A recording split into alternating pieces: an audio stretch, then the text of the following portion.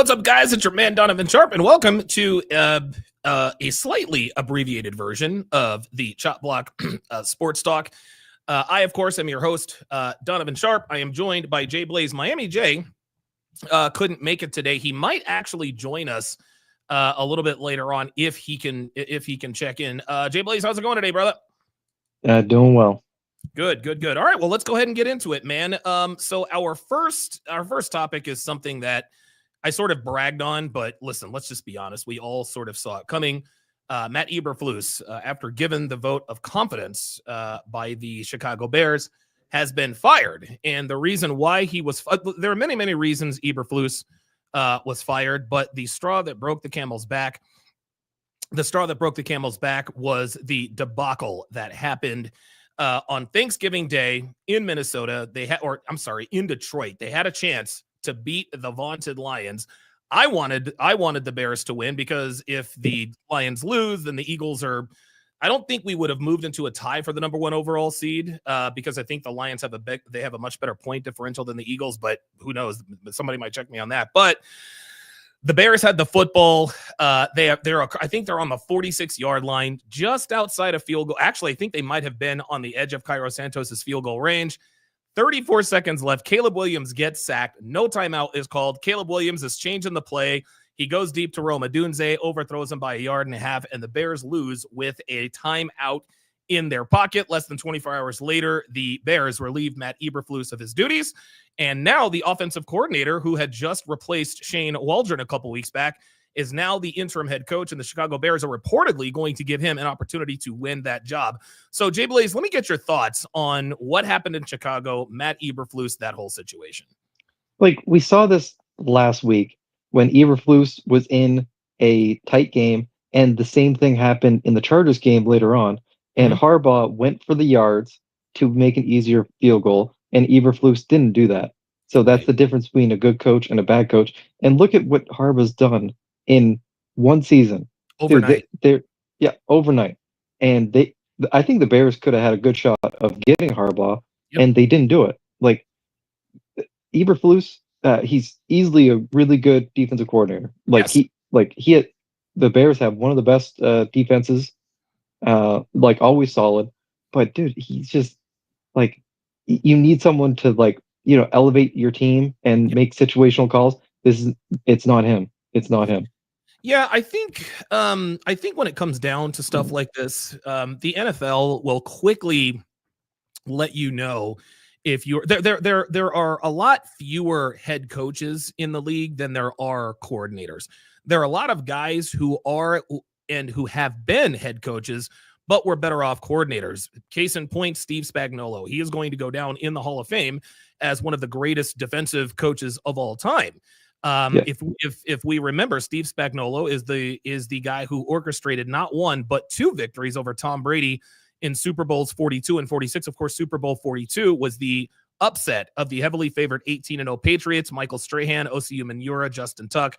They all got after Tom Brady. They got on his ass, and they ended up winning the game. Well, Steve Spagnuolo, on the back of the Super Bowl 46 victory, then took the job with the St. Louis Rams. I think his record was like 2-20. He was up out of there in less than 2 years.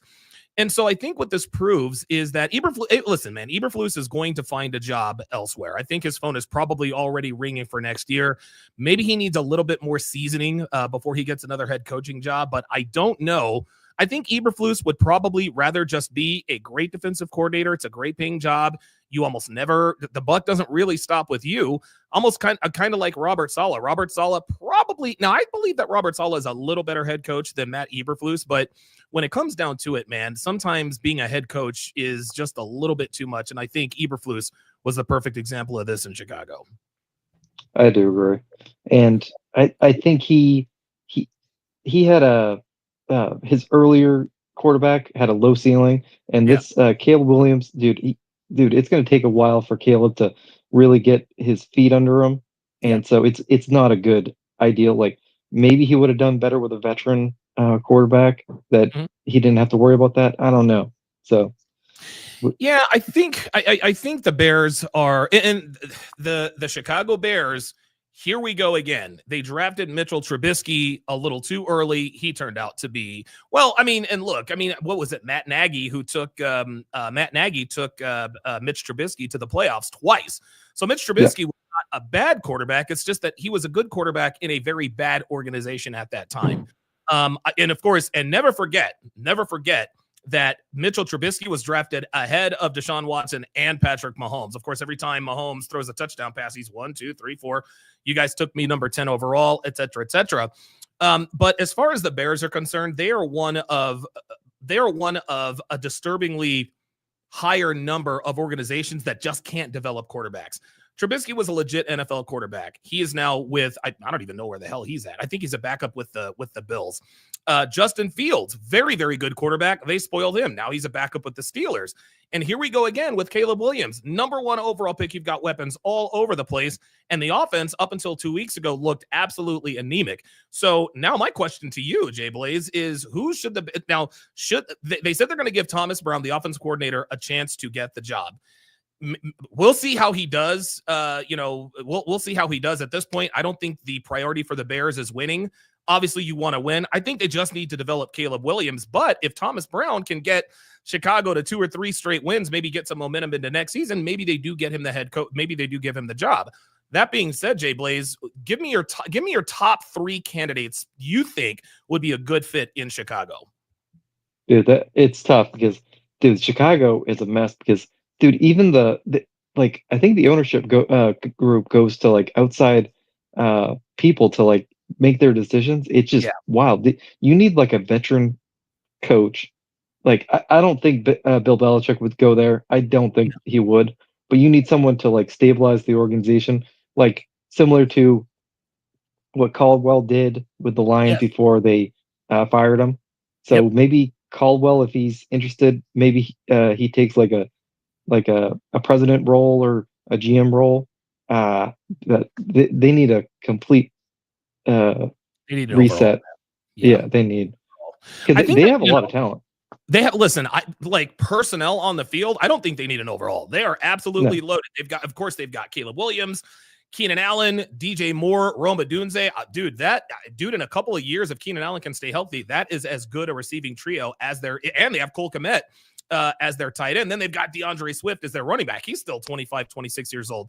But I agree. I think, and here's the thing, they definitely need a new head coach. Their general manager, Ryan Poles, has done a very, very good job orchestrating the roster. He is the reason why the Bears are, dude, Jalen Johnson, they paid him his money. So Chicago's got a pretty good defense. So I think Ryan Poles he has earned another season.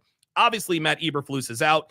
Apollo says the Lions OC would be a great hire for the Bears. When he's talking about Ben Johnson, and listen, I think Ben Johnson would be much better than Eberflus or even Thomas Brown, as I think we'll see.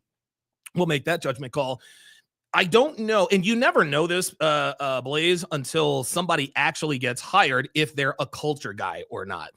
For example, Dan Campbell, we weren't really too sure about him.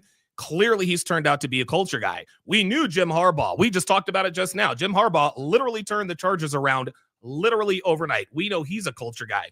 Ben Johnson is brilliant offensively, brilliant offensive schemer. Dude, we see it with the Lions. Dude, they're throwing screen passes to Penei Sewell. Like, they're having all kinds of fun up there in Detroit. Can Ben Johnson come in and change the complexion of the entire organization like a Jim Harbaugh has, or like a Kyle Shanahan has from all those years bad with the 49ers?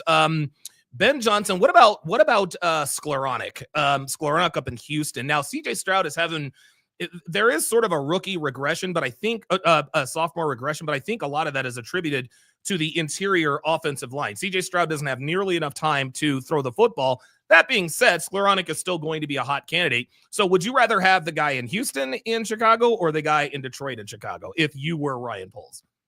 I think you're better off going with Johnson, because you're taking away for the Lions. Yes. And he knows that team better. So the Lions right now, well, the North is stacked because the Vikings, Bucks, Vikings, Packers, and Lions. If you can take away the offensive coordinator from the Lions, you do it. You Okay. might like, and you already the Lions, the Bears are terrible at hiring coaches, so Yeah. you might as well just throw it and say, give me Ben Johnson. Okay, very good. I think you convinced me. Whether Ben Johnson is a culture changer or not at this Yeah, point is immaterial because of the fact that because of what you just said. If you take Ben Johnson away from the Lions, that's a notch out. Like the Lions Super Bowl window is right now. yeah, It is right now. And listen, we know how important. Look, we here in Philly, or back in Philly, we know how important coordinators are to success because after the Eagles Super Bowl run in 2022, the Colts and the Cardinals, they fucking picked our asses clean. Took our linebacker coach, took our wide receiver coach, took our offensive and defensive coordinator, and of course we had that late season meltdown last year. So that's a very good point. I never really thought of it from that angle, Blaze, is that if you get Ben Johnson to Chicago, now Detroit is going to take a step back offensively. So good observation there. Very, very good. Aaron 3319 says, hello, gents. Gabadee says it's only going to be returned if they let Derrick Henry actually run the ball. I don't know what's up with Baltimore and their play calling sometimes. So we weren't going to go in that order, but we are going to seamlessly segue to that particular topic. So later on today, Jay Blaze, we are going to be treated to what many are calling the game of the year. You've got Jalen and Saquon headed down to Baltimore to take on Lamar and Derrick Henry in, just like I said, what's going to be called the game of the year. But before we actually talk about the game, we'll talk about that later on. This appears to be a lot of people are throwing around this phrase. Is this the year is this the return of the running back? We saw the impact that Christian McCaffrey had on the 49ers. As soon as Christian McCaffrey got to the Niners, he made them an instant Super Bowl contender. Saquon Barkley to the Eagles, instant Super Bowl contender.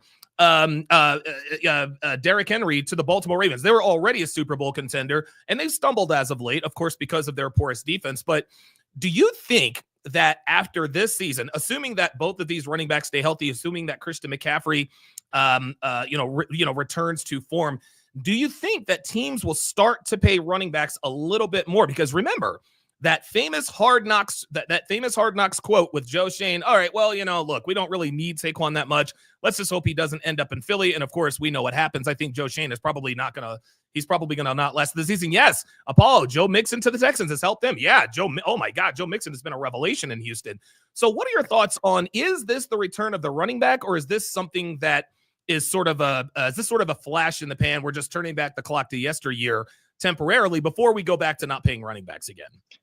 Okay, so we saw in the 2000s where we had the air raid, like the Tom Brady and everything, and we went way far in the air.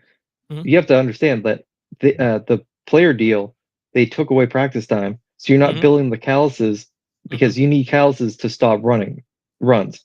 And then with the college system becoming more like run and gun, the offensive linemen are not getting as many like reps, or like they're not running. They have to develop the run blocking skills.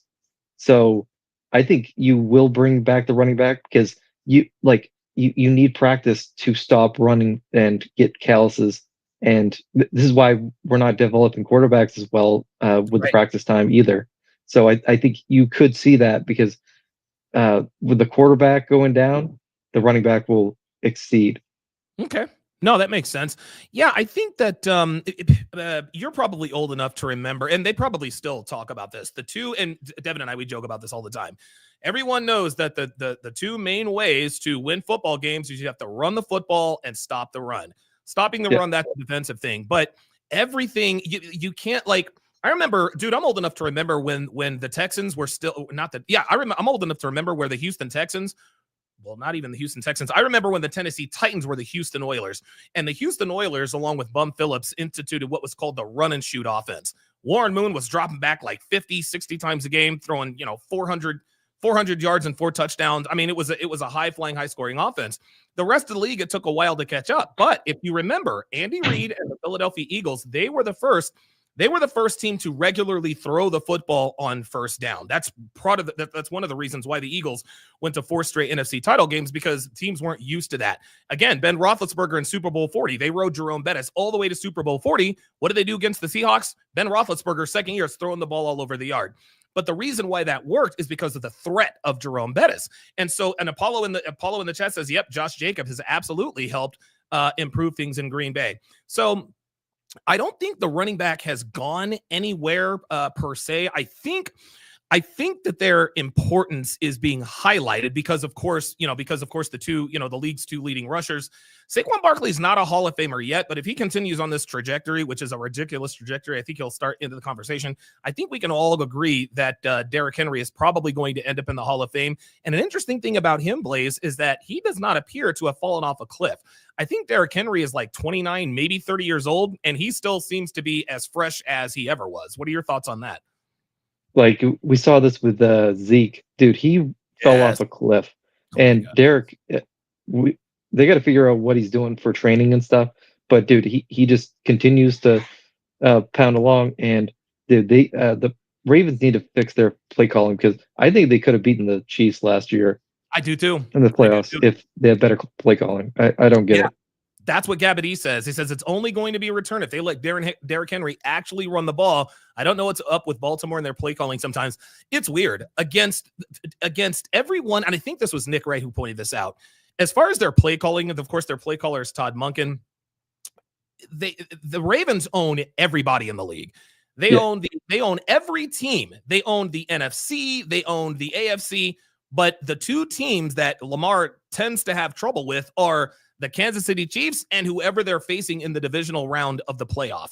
And it's weird because when the Ravens lost to the Chiefs in the AFC title game last year, it didn't look like the Ravens. Like they completely abandoned the run. So what did they do? They went out and got Derrick Henry so that he could close out football games.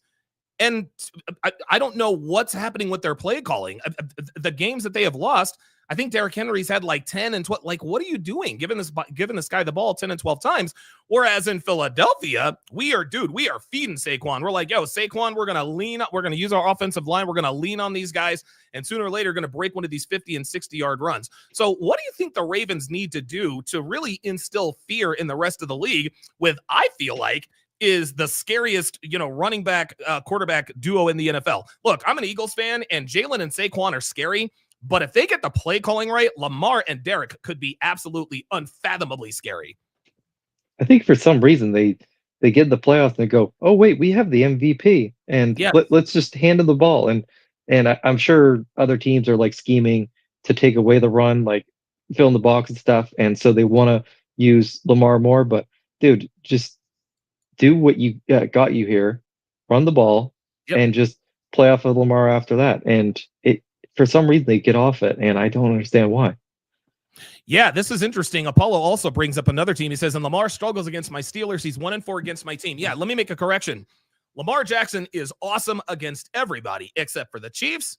And nobody, let's just be honest. A lot of Lamar critics are like, well, he can't beat Patrick Mahomes. Yeah, newsflash, nobody can. Okay, Patrick Mahomes was the MVP of Super Bowl 57, even though Jalen Hurts clearly outplayed him in the Super Bowl. This is just how it is. So I'm not going to hold that against him. But just like Apollo says, he's 1-4 against the Steelers, man. And so against every team not named Kansas City or Pittsburgh, the Ravens are awesome. But for whatever reason, when they play the Steelers, when they play the Chiefs, it's almost like the running game completely disappears. Level Up Man says, I think halfbacks, running backs, are getting more love because of the overall quality of quarterbacks is going down. We had 15 years where the, quote, average quarterbacks were named like Rivers, Ryan, Eli, and Stafford. Wow. I agree with that. Yeah, Gabadee totally agrees. Siege D with the $2 super chat says, what's up, Donovan? What's up, Jay Blaze? Appreciate that very, very much. With all of that said, if oh boy, and this is a very interesting question, right? That they've been talking about all week. If you are first and goal, and this is a very interesting question, first and goal on the 1, okay, which running back would you rather have? Now, the answer to that question is not the answer to that question. It's not a running back. Which team do you trust first and goal on the 1? It's going to be the Eagles because of that rugby play, right? But if let's just say somehow they outlawed the Philly rugby play and you just gotta listen, you've gotta bolt it up the middle.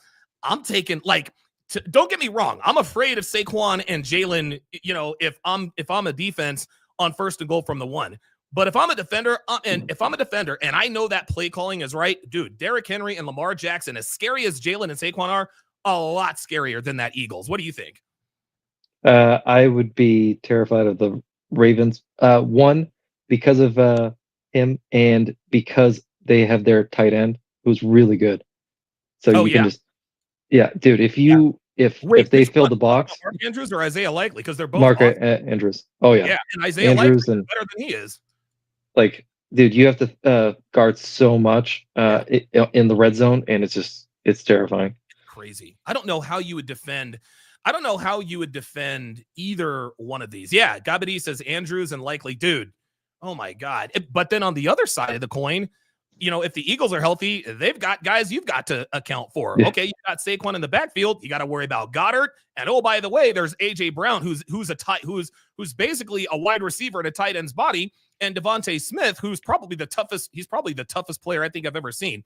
This is interesting. Paula says the Steelers are 0-4 in Cleveland on Thursday nights.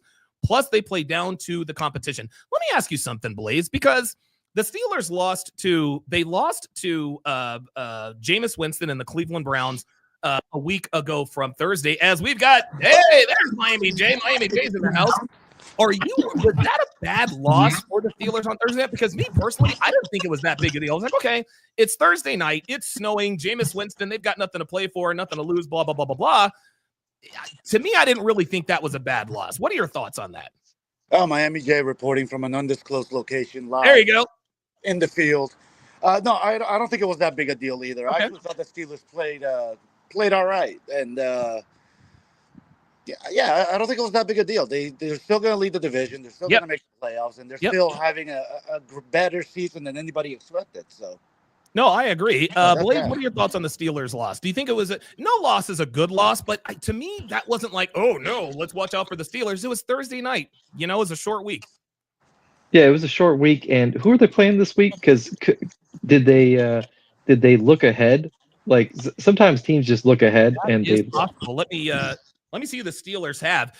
Whoops, that's not what I wanted to do. Let me see who the Steelers have. I think the Steelers. Oh, they're playing Cincinnati. They're in Cincinnati today. That's actually the first game. That's actually the first game of the day. So it's going to be the Steelers against the Bengals, the desperate Bengals. And it looks like the Bengals they're a 3-point favorite against the Steelers. So maybe they were looking ahead against the Bengals. But me personally, I wasn't that concerned about the loss. Now, knowing that they've got the Steelers next, now are you concerned about the loss? No. Yeah, a little bit more. Okay, all right. Hey, you know what, guys? I don't have a lot of time, but let me just throw this out there while we're talking about the NFL. Yeah, I think it's crazy, and it shows how competitive this season has been. All around. Yeah. I think it's crazy that we're going into what, week 13? 13. We're going into week 13, and only one team has clinched the playoff spot. That's the Kansas City team. Kansas City, yep. And only two teams are eliminated from playoff contention. That's the Raiders and the Giants. So, if you're a Cardinals fan, if you're a Panthers fan, you still got a shot. One, but you still got a shot. If you're a Dolphins fan, you still got a shot. Fam, the Carolina Panthers have not been mathematically eliminated from the playoffs. That is insane. Neither have the Dolphins or the Cowboys. I have more faith, dude. Oof. Look, man, I know the Dolphins took the L up in Green Bay. I think Miami might sneak into the playoffs, man. I think they might. I don't know. The thing is, Miami can never win in December. They gotta. we have to reverse that streak. Miami just doesn't win in December. It's just what Let me ask you this, Miami J. What do the Dolphins? I don't know what you can do if you're a warm weather team. You're a warm weather team. The only way I think the Dolphins could ever get to a Super Bowl is if they win, if they get the number 1 overall seed and the road to Super Bowl, whatever, goes through Miami. What are your thoughts? Is it? I mean, possibly personnel. Do we need to? Dude, Devin says they need to have training camp up in Alaska. What are your thoughts there? I don't disagree there. Look, there's really nothing they can do. This has been a problem for Miami since before the Dan Marino days. Yes. They need to get somebody friendly in the scheduling office that will put the games at New England and New York and at Buffalo very early in the year. Yes. And then, hope to win in Baltimore or wherever they end up going later in the season. That's it. That's all you can do. But something happens, even if they played in cold weather in college. Something happens to players when they come down to Miami. They just fucking hate cold weather. And I don't mean cold weather like Green Bay cold. I'm talking 50 degrees. If it's 50 right. degrees, You ain't playing. That's just how Miami is. They need to get like a training facility and just crank up the AC to like 20 degrees and practice just that way all season. Dude, exactly. Not only that, you know what they should do? They should buy like a giant cryo machine and just fucking crank that shit up 26 degrees, 24 degrees, stimulate the snow, the wind. I think that, dude, honestly, that might actually be a good idea. As crazy as that sounds, if the Dolphins ever want to break this curse of being 0-40 and here's the thing, it's not really an attack on their character. Their quarterback Tua has always played in warm weather. He went to St. Louis High School in Hawaii. Then he went to Alabama in Tuscaloosa, where the weather's always good. Then he went further south to Miami. You didn't really expect him to go up to Buffalo and get a win. You didn't really expect him to go into Kansas City when it's negative 78 degrees and get a win, against the Kansas City Chiefs. So I agree. I think that they need to figure out some kind of way to practice in the cold. You know what? That might help out, but I think if you practice that way, you would have to do it all season. Yes. And if you do that, then you're going to be reversing it where the heat in the beginning of the season is not an advantage for you now. Oh, that makes sense. So Miami's always been that way. They start out really hot because they can't use the heat in Miami as an advantage to the humidity. And then they end it poorly when the weather turns cold. So it's a give or take. It's a give and take. So, they got to find a good happy medium somewhere so that maybe we can make a Super Bowl run. And if the Super Bowl's in a cold weather city, forget it. I don't think Devin and I were talking about this the other day. Do you guys think that there's going to be another because the last cold weather Super Bowl that I can think of was Super Bowl 48, which was up in New York City or out in New York City. Still thinking I'm in Philly. Which was out in New York City with the Broncos and the Seahawks. Do you guys think I'm going to make a bold prediction here, and then I'll have to go. I sent you guys my picks, by the way. Yes, we will review those. Yep. I'll make this prediction before I go. I think by the end of the decade, we're going to have a Super Bowl in London. Wow. Yeah. The way the NFL is pushing in their national play, absolutely. They're greedy. A Super Bowl in London. How cool would that be? Wow. I think it'd be pretty cool, actually. I think it would be cool too. I think it'd be cool too, man. Wow. Okay. All right, guys. I gotta jump off. I might hop on later, okay? All right, yeah. Miami J is a drug dealer in Miami. I'm sorry, I didn't mean. No, he is a mechanic. Yeah, there we go. He is a great citizen of Miami. I mean, he lives in Miami, so I don't know. Gabby says, I moved from Hawaii to Kentucky, and my first winter was horrible. It was low 40s, and I couldn't function. My coach sent me home because I couldn't function. I'll go you one better, bruh. I moved from Hawaii to Oklahoma. I moved from Hawaii to Oklahoma, and get this. The Eagles were terrible, and the Cowboys had Aikman, Irvin, and Smith. Oh, my God. That was absolutely horrible. Phantom 313 wants to know, do you think the Niners will make the playoffs? That is a very good question. What do you think, Jay Blaze? Okay, so the Cardinals, all likelihood, get the division. Yep. The wild card, it's looking like, dude, the North is ruining the Niners' chances because you have the Vikings and the Packers. Yeah, they're getting in. Yeah, they're all getting in. I think it's between the red. I think this year's NFC West. Stay with me and tell me if you agree. I don't think there is a good team in the NFC West, but I don't think there's a bad team in the NFC West either. Everybody is 6-5 or 5-6. They're all the same. Yeah. I think it's between the Redskins and the Niners. Niners, okay. I think their competition is the Redskins. And the interesting thing, no, I agree. I think Washington has to win today. They've lost 3 in a row, and nobody blames them. Jaden Daniels was going to regress. He had the rib thing. That appears to be looking better. Dude, he ran up on an Eagles defense, which is now the number 1 defense in the NFL. So I'll certainly give him some grace for that. So I agree with you. I think Washington definitely gets into the playoffs. I think Arizona probably wins the division because they're not only are they the most consistent-ish, they're also the most balanced, right? And they're the most healthy. Dude, the 49ers have been absolutely ravaged by injuries. Brock Purdy is going to play today, but he's still got that sore elbow. Nick Bosa is going to miss his second straight game. I think the 49ers have a chance to make the playoffs. I'm just not sure. I think Washington is way too good. I think it's going to be Washington that ends up not. It's either going to be Washington or Green Bay that ends up knocking them out, and they're nowhere close to either one of those teams. Like when you go to the NFC Championship and the Super Bowl, like 3 or 4 years Takes straight, it out of you, dude, man. Takes it out of you. yeah, it takes it out of you. And the Redskins, dude, they're playing with house money. They Yep. have a rookie quarterback and a first year head coach. Yep. Like, they're playing with house money. They have no pressure on them. And to so me, I think the Redskins will get in. And check this out. I think Washington is I think they're 2 years ahead of schedule. Yeah. They're 2 years ahead of schedule. We We agree. expected this. We just didn't expect it. We expected it out in maybe 26 or 27. We did not expect this here in 2024. So that was similar to the Texans a few years ago. There you go. And now the Texans have taken, a step back. Maybe that happens for Washington before they come back forward. Apollo says, do you think only one team comes out of the NFC South? Yes. I think the only team that it's probably going to be the Falcons, could be the Buccaneers, definitely not going to be the Saints or the Panthers. So yeah, only one team comes out of the NFC South this year. All right, let us move on to our next topic of conversation. So Daniel Jones cleared waivers on Monday and ended up signing with the Minnesota Vikings. And I think we all kind of saw that coming. Daniel Jones expressed to the Giants, he's like, hey, if you're going to trade me, hook me up, ship me to at least a contender. Obviously, the Minnesota Vikings probably going to win the NFC. No, not going to win the NFC North because they've got the Detroit Lions. It's incredible that the Vikings are 9-2 and they're in second place in their division because they've got Detroit in their division. So here's the question. Do you think Jones will work with the Vikings? Do you think he stays with the Vikings? Where does Daniel Jones go from here? Okay, so I think this was a good move because think about what Sam Darnold's done this year. Like, he's had a couple games where he's kind of like lost it, but dude, he's played over his skis a bit, and I think he's going to get a deal. So he's going to go to another team. I think he will because J.J. McCarthy, they drafted him.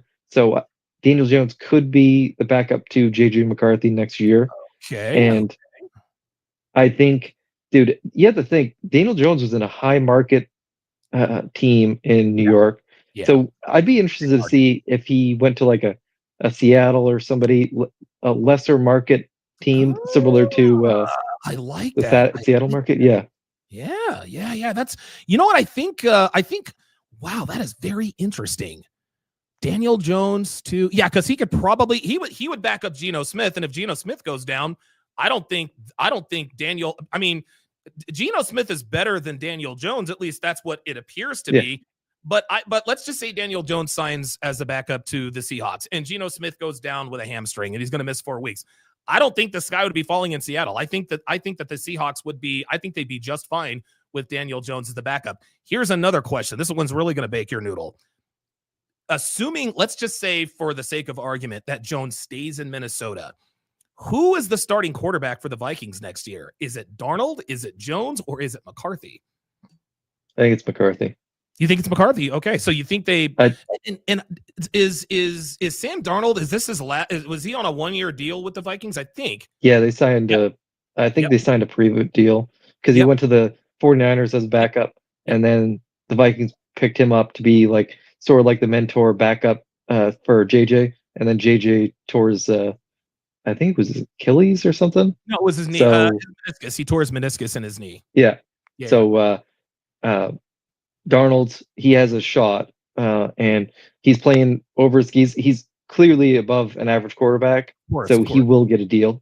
And so I think Jones, if he can do like a year or two in Minnesota, get some good coaching from their coach, I think he could have another shot similar to Geno Smith in a place. And I'd be curious, like maybe Carolina in a couple of years. I don't know.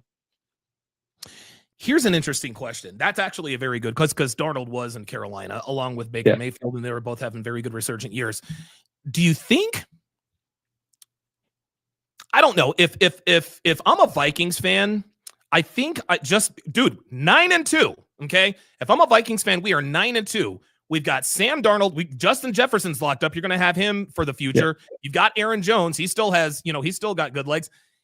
Is it out of the question for the Vikings to sign Sam Darnold? Don't give him $60 million a year. Give him like a Baker Mayfield, Kirk Cousins type deal. $100 million, 3 years, $100 million, all of it guaranteed, and maybe trading JJ McCarthy to get draft capital or other players to really bulk up for a Super Bowl run? Or do they let Sam Darnold walk and do the formula? Rookie quarterback outperforming his rookie deal, you load him up and go to the Super Bowl like Carson Wentz almost did, Russell Wilson, Ben Roethlisberger, CJ Stroud, we assume is eventually going to get there. Which scenario would you like your team to do if you're a Vikings fan? Keep Darnold and trade McCarthy, or keep McCarthy and let Darnold walk? So I think Darnold has 1 year.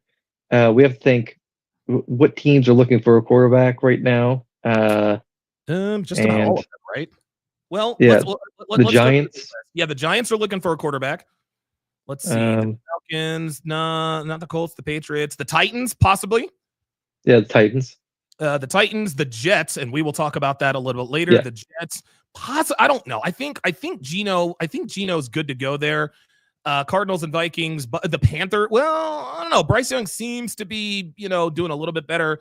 The Buccaneers have Baker. The Saints possibly, but they've got Spencer Rattler down there. Yeah, only a few. There are only really a few destination spots for a Daniel Jones or a JJ McCarthy. Because McCarthy's on his first year as a rookie, and if you can get Sam Darnold with a Baker deal, I think you do that. But if Darnold's saying to himself, "Am I going to get another deal like this?" Maybe he goes with another team. Like if his market's higher than what the Vikings want, then I think that's why they signed. I think that's why they signed him to be a backup to McCarthy. Daniel Jones. No, I totally agree. Apollo says it's going to be McCarthy. The Vikings infested a high draft pick in him, not to give him a shot, in my opinion. That makes sense. Look, the Wilf family could say, Ziggy Wilf, I think, is the owner of the Dolphins, if I'm not mistaken. He's probably saying, okay, look, and they're talking about this in the building, Blaze. Yeah. Because, dude, you are 9-2. You're 9-2. You don't even have, they invested in McCarthy. He's not even on the field right now. You're 9-2. Why not just keep the squad together? Your defense is still rock solid. Maybe add like an edge rusher in the draft or something. But you are 9-2 with a guy who clearly knows the offense. Kevin O'Connell clearly has good chemistry with Sam Darnold. You've got Justin Jefferson, Jordan Addison, Alexander Madison out of the backfield along with Aaron Jones. Why not just keep Darnold? And here's what I would do if I'm the Vikings strategically. If I'm the GM of the Vikings, what I do is I go to Darnold and I offer him, okay, Sam, here's what we're going to do. We're going to trade JJ McCarthy, but we're not going to do that unless you agree to a 3-year, $75 million contract. We're going to guarantee it all. There's probably going to be some negotiation. They'll probably end up somewhere in the middle at 87.5. To me, that would be the way to go, because JJ McCarthy, even though he won a national title, he's at this point to the Vikings, he's an unknown commodity. We really don't know how good he's going to be. We know what we have in Sam Darnold. And even though it will cost us a little bit more than JJ McCarthy, at least you know what you're getting. What are your thoughts on that? I think I'm not sure if you say we're going to trade JJ McCarthy, but I think you say to Sam, hey, we'll guarantee you the starting job for the next 2 years, basically guaranteed, unless you have like an injury or something. You try and sign him to a bigger deal for a couple of years, and then in 2 years you try and trade Sam Darnold if his value's high enough. Okay. And then look what happened with Jordan Love. Yeah. 3 years in, and now he's a solid quarterback. And got the money. Yep. He got the money. Good question here by Apollo. Says, do you think Darnold could be pulling a Case Keenum? Have one good season, then turn into a pumpkin, or will Darnold continue to play well going forward? So the year he's talking about, Case Keenum, was in 2017, where I think the Vikings were like 12-4, 12-5. They ended up getting dump trucked in the NFC title game against Nick Foles and the eventual Super Bowl champion Philadelphia Eagles. My answer to that is no. Sam Darnold was the number 1 overall pick. I watched him at USC, and never forget this. Sam Darnold was drafted number 1 overall by the New York Jets when he was 20 years old. So the talent was obviously there. Case Keenum didn't come into the league with all of this fanfare and hype. So I think Case Keenum is very, very good backup. But Sam Darnold is a starter in this league, and all he needed was the right shot with the right organization. And we know the New York Giants can't develop quarterbacks. Dude, Chad Pennington, who else was there? Sam Darnold, Mark Sanchez, Zach Wilson, Geno Smith. Dude, New York is where quarterbacks go to die, including Aaron Rodgers. So I think that Darnold getting the hell out of New York, going to Carolina, eventually San Francisco, I think this is who Sam Darnold really is. So in my opinion, I don't think he's pulling a Case Keenum. I think that if he stays in Minnesota, I think he could really rejuvenate his career like a Baker Mayfield. I'll give you the last word on this, please. Yeah, I think Darnold, dude, this is the best coaching he's had, and it's showing that if you can get him a good coach, dude, he will elevate his team. And USC, dude, he carried that team. Like he was the program. Yes. And dude, and you go to the Giants, the Jets, and dude, you could just see it. Like you had the bug guys just going. He was terrible for him, and then he went to Carolina. And dude, Carolina, there was one season when didn't he win like 9 straight? Yeah. I think he won 7 out of 9 or something like that. Yeah. And then they fired the head coach.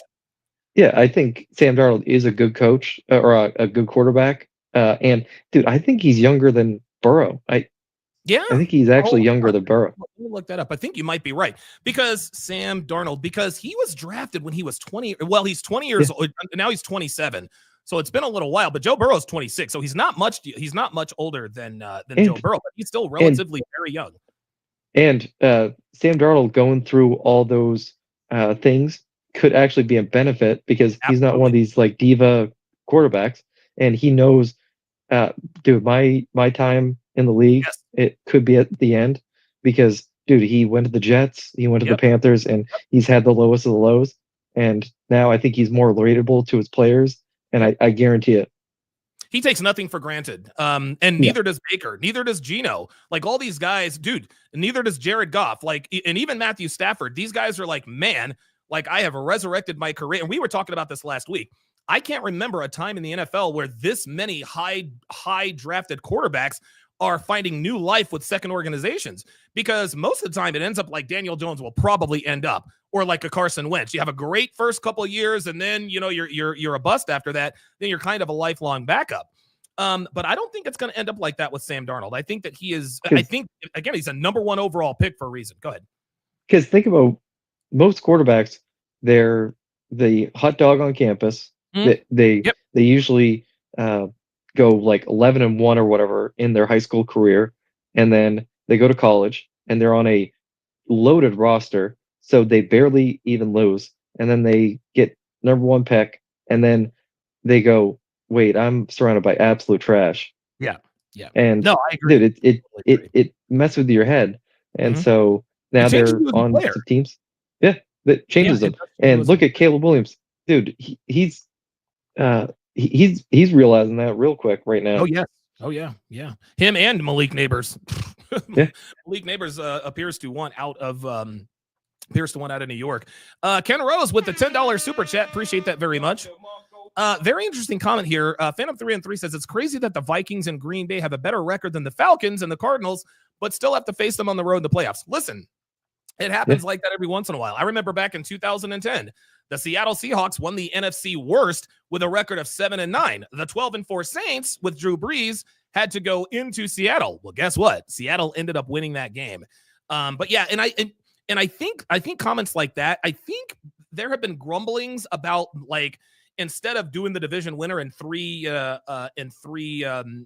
wild cards, I'm thinking maybe they could extend the playoffs by 1 more team, 8 teams per league, and then just seeding them from 1 to 8 based on their record. I say you put in the 4 division winners first, and you put in the 4 division winners first, right? You got it. There's something that has to be said about winning the division, and then the teams with the 4 best record. Oh, wait a minute. That's literally exactly what they do now. It's the 4 division winners and then the 3 to 4 teams with the best record. So I don't think we're ever going to see any reseeding, but that remains to be seen.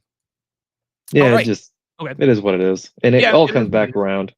Yeah, look, the best team doesn't always win, but like we knew that the 7-9 Seahawks were not going to win the Super Bowl that year. It was a fun story, Marshawn Lynch and the Beastquake and all that, but we knew they weren't going to win, and we knew the Saints probably weren't going to win the Super Bowl. Them's the breaks. That's just how it goes sometimes. Yeah. On to our next subject, and that is, of course, the curious case of Aaron Rodgers. So Aaron Rodgers and the 3-8 New York Jets this season has been an abject disaster. They fired their offensive court. They fired Joe Douglas, who I don't think they should have fired. They fired their head coach. They have given Aaron Rodgers and they have done everything that they have had to do. The problem in New York City wasn't the head coach. It wasn't the GM. It has been Aaron Rodgers. Aaron Rodgers is clearly not the same quarterback. Listen, one of the greatest quarterbacks ever to play the game, probably throws the prettiest ball we've ever seen, quickest release and all that stuff. But it was reported that Aaron Rodgers said, yeah, I plan on coming back to New York. Well, there are grumblings that say, you know what? The New York Jets are not going to be in the Aaron Rodgers business anymore. What are your thoughts on the Aaron Rodgers and the New York Jets situation right now? Aaron Rodgers got this position because of Tom Brady, but Tom Brady, he has a different skill set than Aaron Rodgers. Tom Brady is a film, just a film junkie. He has immense leadership skills, but Aaron Rodgers doesn't have any of those. Aaron Rodgers was physically gifted, and when his legs went, he kind of lost that edge of the game. And dude, he looks haggard. He looks like he's 50 out there. And it's like the game just we saw this with all the other quarterbacks. Dude, you just fall off a cliff, and that's what Aaron Rodgers did. Yeah, man. I think it's been I think last year, I think the Jets, I think this season was probably ended at the first game of last season. We all remember it was Aaron Rodgers. It was his debut. He's got the flag out there, 4 plays in, he pops his Achilles. I think that was the beginning of the end. Aaron Rodgers has not looked the same since. I don't think he's thrown for 300 yards in something like, 19 or 20 games, something like that. I think Aaron Rodgers needs to retire. I really, really do think he needs to retire. It's just one of these situations. OJ Simpson with the 49ers, Joe Namath stumbling around in the back of the end zone with the Rams, Emmitt Smith in Arizona, Joe Montana, even though Joe Montana actually led the Chiefs to the playoffs in 93, Joe Montana's with the Chiefs. It's just one of these, this is almost as painful to watch as like Evander Holyfield in his final days, or maybe even a Muhammad Ali. It's just, Gabadee says, Tom loved the game. Aaron thinks he is above the game. Yes, this is what being physically gifted does. Phantom 313 says Rodgers should just retire and ride off into the sunset. Is that what you think they should do? Or do you think he should do? You always want these immense athletes to go out on top. Like Ray Lewis went out after winning a Super Bowl. Yeah. Dude, even Tom Brady, he made a playoff game. Yeah. Dude, he ran off after a playoff game. And dude, he's that's not Aaron Rodgers. Most athletes, they leave after just realizing, oh wait, I don't have it anymore. Yeah, right. So it's tough. It's tough. It's tough to watch. But I think what we have to understand, man, is that most of the time, Blaze, this is kind of the way it ends up. It doesn't, careers never end like Ray Lewis's or Jerome Bettis. Ray Lewis's last game was Super Bowl. Oh boy. Oh man, I can't believe I don't remember this. Super Bowl 47 was Ray Lewis's last game. Jerome Bettis's last game was Super Bowl 40. Peyton Manning's last game was Super Bowl 50. John Elway's last game was Super Bowl 33. That's 4 players. 4 players. It doesn't always end up that way. It almost never ends up that way. Most of the time, it does end like a Donovan McNabb in Washington, or an Aaron Rodgers to the Jets, or Brett Favre with the Jets. I just think that this is something. Listen, we're all going to be uncomfortable watching this, but this is Aaron Rodgers, man. If there was ever an archetype of an athlete who sticks around for a lot longer than he should, I'm not surprised Aaron Rodgers is doing this. I'll give you let me ask you one last question before we move on to our game picks. How did the New York Jets get out from under this mess? In my opinion, I think you blow it up and you start all over again. What do you think? Okay, so they traded for DeAndre Hopkins, or no, who was it? Oh, Devontae Adams. Devontae Adams. Yeah. You have a number 1 wideout. You have a pretty good defense. There's a lot of good things around the Jets organization, because Joe Douglas did draft well. Very good. You need a coach to utilize those pieces. You need an actual it's tough because who's going to go to the Jets? Who thinks the Jets is a good job right now, right? You know what I mean? Like I Vrabel will go to the Jets. You know, Bill Belichick's not ever going to the Jets. I just don't know. I think man. I think Brady wants Vrabel till he goes to the Raiders. Yes. Now that would be a very good hire, actually. That'd be a very good hire. It would. I think they need a veteran because, dude, he's a culture change. Mike Vrabel. I think Mike Vrabel works anywhere. I think wherever he goes. Yeah, I think he does. Yeah, I totally agree. Yeah, I think the Jets do have a lot of good pieces. If you can get the right coach, I think they could do well. But dude, you need a quarterback, and like the people on the market. Do you try and make a play for Sam Darnold? But will Sam Darnold go back to the Jets? Like that almost crippled his career. Like I don't think that. Yeah. It's and it'll tough, be very man. interesting to see. It's tough. I think, and the weird thing is unfortunately for the Jets, they have a very impulsive owner in Woody Johnson. Yeah. And you can hire all the right people, have all the right players. If ownership and the front office, if they don't have their shit together, the Jets have one of the best rosters in football. You've got Aaron Rodgers. You've got 2 number 1 receivers in Garrett Wilson and Devontae Adams. You've got 2 number 1 running backs in Braylon Allen and Breece Hall. You've got the Williams brothers on defense. You've got Will McDonald IV, who's probably going to be as good as TJ Watt in a couple of years. You've got Sauce Gardner, who's their shutdown corner. Like, they should be a lot better than what they are. And if it ain't the coach and it ain't the GM, it is the owner and the quarterback. And I think that those are the problems in New York. You get rid of the owner, you can get rid of the quarterback, but you cannot get rid of the owner. I know that. I'm sorry, go ahead. No, I know that because I have Jerry Jones, and he's the worst. Don't you know it? This is why I'm glad I'm an Eagles fan, because the Eagles were so bad for so long. But dude, we have the best GM in football. I don't know how. Dude, I honestly think that Howie Roseman has like a magic fucking wand somewhere. I don't know how he does the shit that he does, man. So we'll see what happens. All right, and now to our game picks. Let me pull up my Microsoft. Do you want me to jot these down? I'm going to jot these down. Sure. Miami J. All right, give me a second. Okay, so we are going to be picking. Today's games here, and of course, we are 20 minutes away from kickoffs. Game picks. I should have had this done before. I do apologize. Okay, game picks. Okay, very good. All right, so the first game is Blaze Donovan.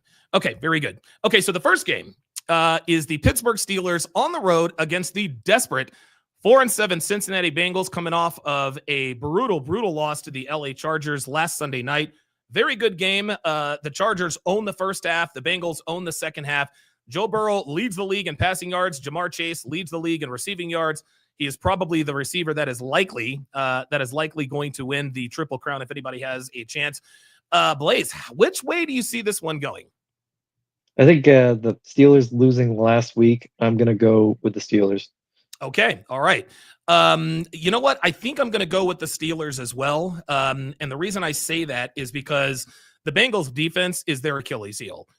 They absolutely they cannot cover anyone on the backside. And listen, they've been exposed all year, but I think what Philadelphia went in there and did to the Bengals, I think that put the league, okay, the Bengals can score with anybody, but they let everybody score. And it's very, very difficult to win every game 37, 34, 42, 35, things like that. Very rarely do teams without a decent defense, reach the Super Bowl, much less make the playoffs. So I'm going with the Steelers as well. The next game on the board now this is an interesting game. The LA Chargers coming off of a loss to the Baltimore Ravens. They are getting 2.5 points on the road in Atlanta. How do you see this one going, Blaze? The Chargers going all the way to Atlanta, that's a little tough. But the Chargers, they're playing way too good. And I until they prove me otherwise, I'm going to go with Chargers. Okay, very good. I think I'm going to go with the Falcons here. And the reason I'm going with the Falcons here is because now they both need this game, but I think the Falcons need this game a lot more than the Chargers do. Listen, man, Baker and the Bucs, they're a feisty bunch. And I think if the Falcons, they need this win more than the Chargers do to keep distance between them and the Bucs. So I am going to go with the Atlanta Falcons in this one. We got some comments here. Gabby says Joe plays great till the end of games. He's not been clutch as of recent. A lot of untimely interceptions at the end of games. That's not on Joe Burrow, Gabby. That's on the defense. The defense gives up. It just a game against the Chargers. The defense actually showed up in the second half, but then the Chargers ended up breaking them. And then, of course, Burrow having to push the ball down the field unnecessarily. That's when he throws those interceptions. So I'm not gonna take the accountability away from Joe Burrow, but that Cincinnati defense puts Burrow in bad situations week in and week out. Phantom 313. Oh, go ahead. Joe Burrow is dealing with what Tony Romo did throughout his career. Like Romo never had a good defense, and he would play over his skis and give up that late INT because he's like, I can't give it back to my defense because they're going to ruin the game. Yep. And again, not to say that Joe Burrow hasn't made, a bad decision here or two, but I think, along with Burrow taking some accountability, you have to put something on that defense. Lou Anarumo has got to do something to stop the Falcons because Joe Burrow can't be relied on to throw for 478 yards. And, you've got Jamar Chase. Like at some point, you're going to have to make consistent stops on defense. And I think that falls on the back of Lou Anarumo and ultimately Zach Taylor. Gabby says Atlanta all depends upon what kind of Kirk we're getting. Very good point. Mighty Zane says greetings from South Florida. Very, very good. Luke Perry says I'm going Bengals. I'm a bet. So I'm going to put my money where my mouth is. Okay, very good. A very interesting game. The Indianapolis Colts getting 2.5 on the road against the New England Patriots. Jay Blaze, who you got in this one, man? I'm going to go with the Colts. The Patriots, I do not trust their coach. I think he's losing the locker room. You think so? I'm going to go with Colts. Yeah. Okay, very good. I did not know that he was losing the locker room. I'm still going with the Colts. Dude, the Colts low-key have one of the best rosters in football. Anthony Richardson, benching Anthony Richardson, I think was the best choice because it showed Anthony Richardson that, hey man, like just because you're the number 4 overall pick, first round draft pick does not mean you can't get benched for making stupid decisions. He can make all the spectacular plays, but he could never make the layups. I think that 2 to 3 weeks on the bench was just what Anthony Richardson needed. I think they go into New England and I think they dog walk the Patriots for their next win. Gabby says, yeah, the coach isn't for the Pats. I agree. You want to know why Gerard Mayo is not is not doing a very good job in New England? Is because he is a Bill Belichick disciple. He's trying to do things like Bill Belichick used to do in New England. And I don't know if anybody's realized this, but the world has changed beneath the feet of Bill Belichick. Like the NFL has changed. And so a lot of those, old school Belichick, I think the only Belichick coaching disciple that's really had any success is Mike Vrabel. Everybody else has been abject disasters. Mighty Zane says rumors are Aaron Rodgers and Bill Belichick to the New York Giants. Oh my God, that would be awesome. That would be awesome. Hilarious. It would absolutely destroy the New York Giants. Oh my God. Mighty Zane asks, should the Miami Dolphins fire their general manager and head coach Mike McDaniel? No.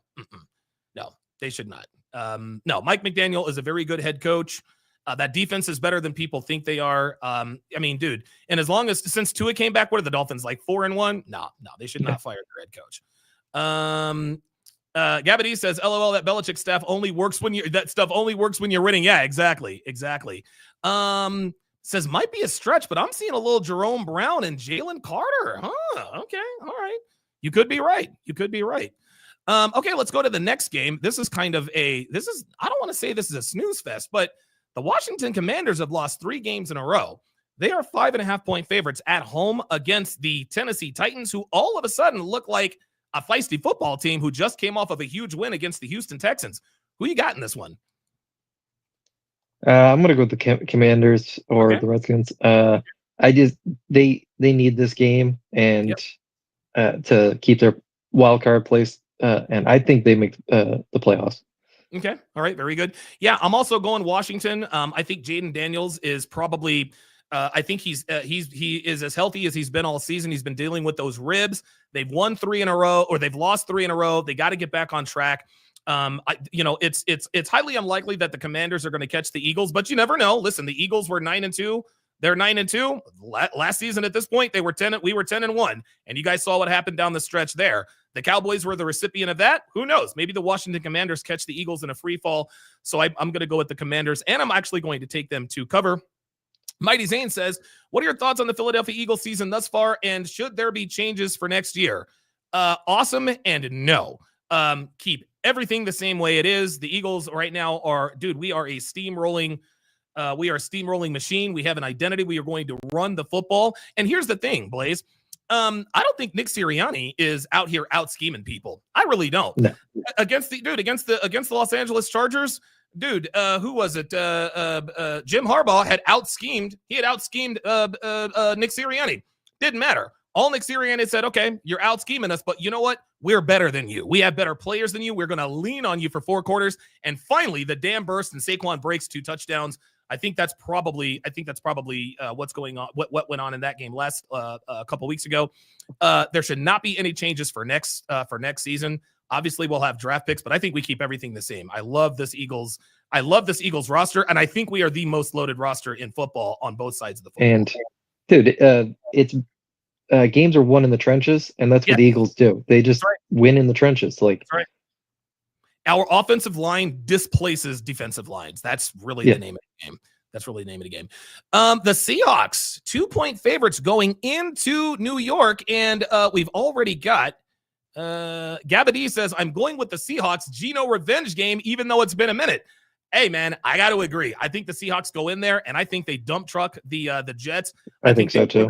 I think they win this game by 2 touchdowns. What do you think?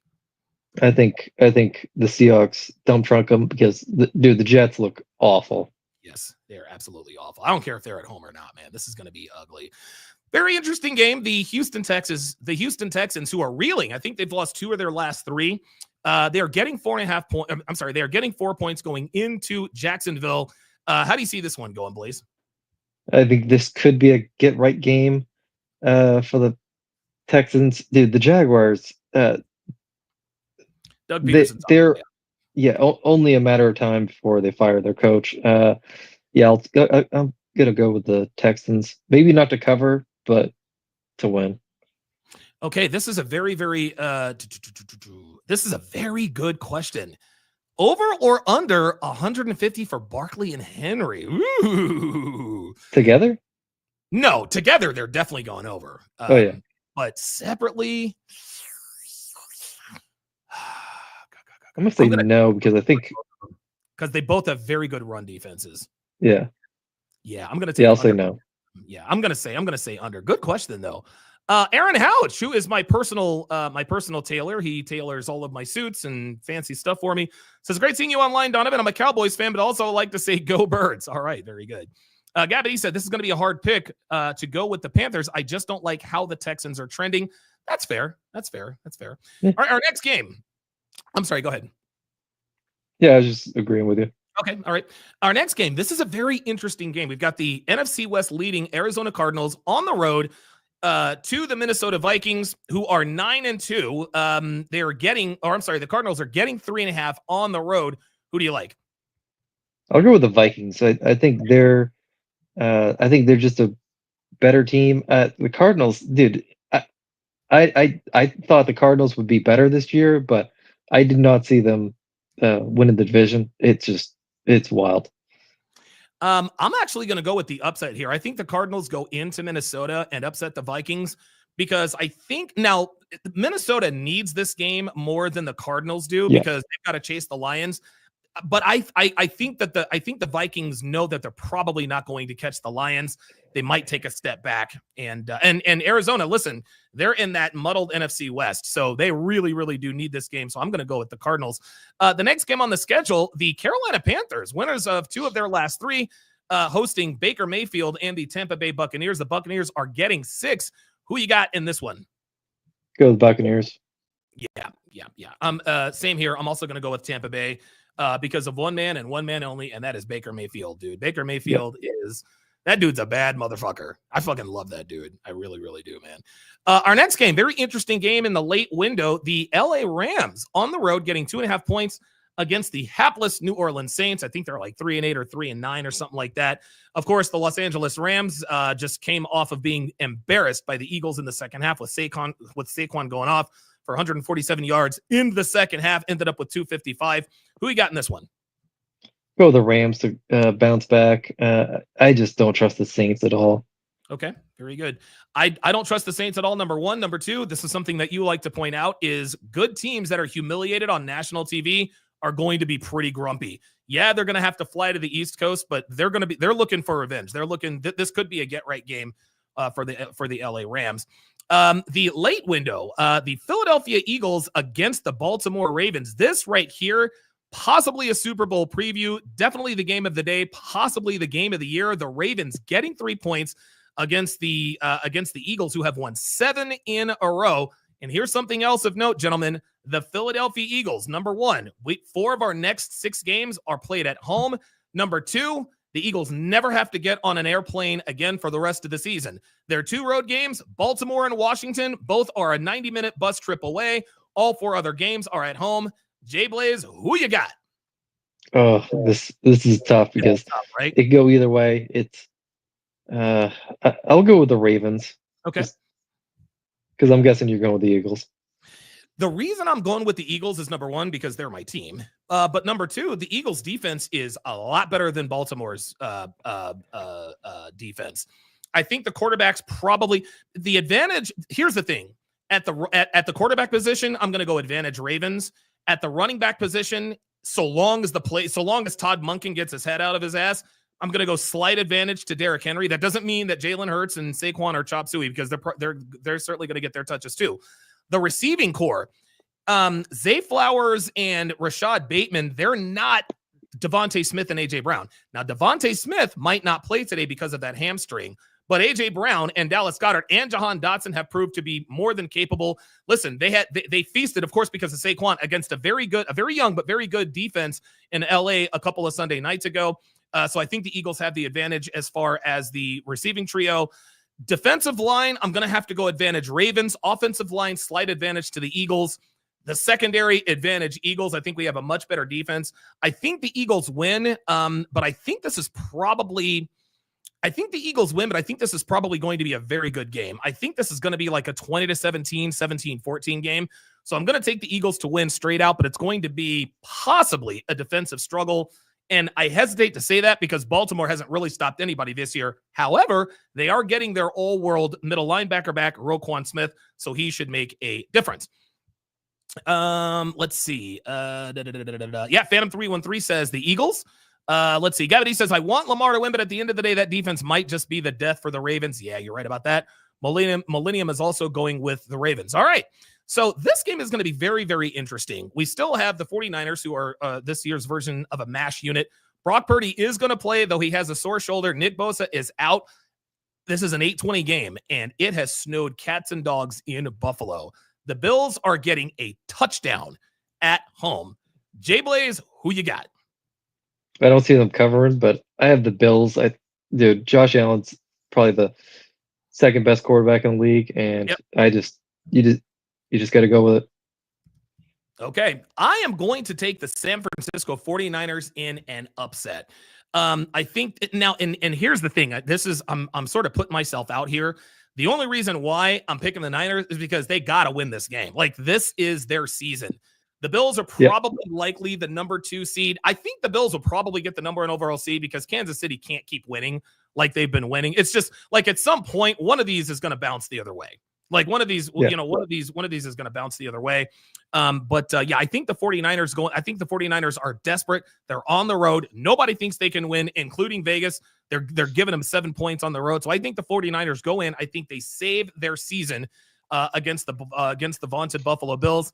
Yeah. Phantom 313 says the Bills by a landslide. It's got, oh boy. Yeah, that would, I don't know. I'm picking the Niners because I think they need this game a lot more than Buffalo does. Do you think them going from San Francisco to all the way to Buffalo and it being a messed up night game? Oh my God, dude. Probably not a good pick. Look, I'm going to pick the Niners, but I'm going to tell you, I don't feel good about it. Yeah. Phantom 3 and 3 says, if Henry or Barkley breaks Eric Dickerson's 40-yard rushing record, do you think either one should be the MVP? Yes. And if they both break the record, then they should be co-MVPs. Of course, the last co-MVP happened back in, I want to say 2009. It was Peyton Manning and Steve McNair. They won co-MVPs. Yeah. If either or both breaks Dickerson's record, then they should definitely be the MVP, because that, just like you said, that is a 40-year rushing record. Of course, Saquon is on pace for that. All right, Jay Blaze, what are your final thoughts on week 13, the week 13 that we're getting ready to go into, and the season so far as a whole? So right now, I think Josh Allen's the lead MVP, right? Mm-hmm. Yep. In the betting odds. So yeah, if they can do that, break that record, I almost give him the edge, but dude, it's tough, because if Josh Allen can make the playoffs and get the 2 or 1 seed, it's going to be tough to beat him for the MVP. Yeah, I agree. Not only is it going to be tough to beat him for the MVP, it's going to be tough to beat the Bills in the playoffs, because they look like an absolute juggernaut. They've already proven that they can beat the Chiefs, in Buffalo. Yeah, it's different in the playoffs. Yeah, it might be different in the playoffs, but I think beating the Chiefs in the regular season, I think, is definitely a psychological edge.